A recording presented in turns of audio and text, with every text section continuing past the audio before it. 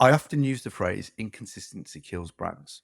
And what I mean by that is you probably have had the same experience as I, that you can call an organization or contact them. And it often depends on the person that you're speaking to as to the kind of experience you get. I share a story about a hotel that I stayed in Dubai, and we had a problem. And myself and my friend approached the counter and spoke to two ladies that were stood behind the counter, just yards apart from each other, to try and solve a problem. The answer that he got was basically computer says no. The answer that I got was somebody who felt empowered, used their initiative, used their creativity, and came up with a solution. They were both employees in the same business, had the same training under the same brand, but yet delivered very different experiences, right?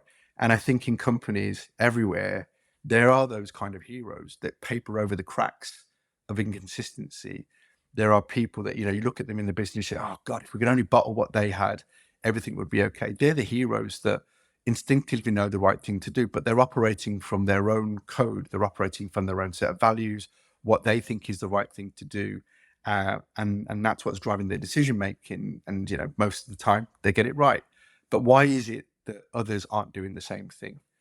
And that inconsistency creates the opportunity for customers to just walk away from your business into the arms of your competitor. We often pay attention to the loudest voices, those that are our detractors, those that are the complainers, those that are giving the negative feedback, and then maybe some attention to this end of the scale, which is those that are our promoters, our loyal customers.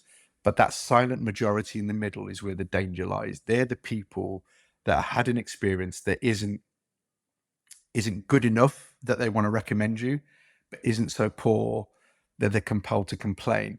But what they aren't compelled to do is to come back and try you again. It's kind of linked back to the customer happiness triangle that I shared.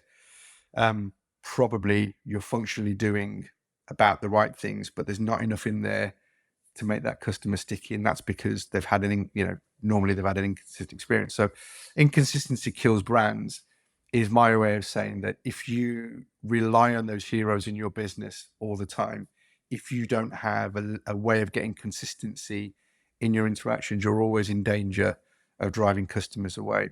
And one of the ways that we help organizations to drive that consistency is by giving them a North Star framework, which clearly articulates what is it that the customer experience that they want to give is, and starts to give them a framework and a set of, design principles from which they can create guardrails for their team and give their teams empowerment within that framework to go and do the right thing. So yeah, the more consistent you can be, the more likely your brand is going to succeed. But you see it all the time. Inconsistency kills brands. And it's criminal. It really is criminal.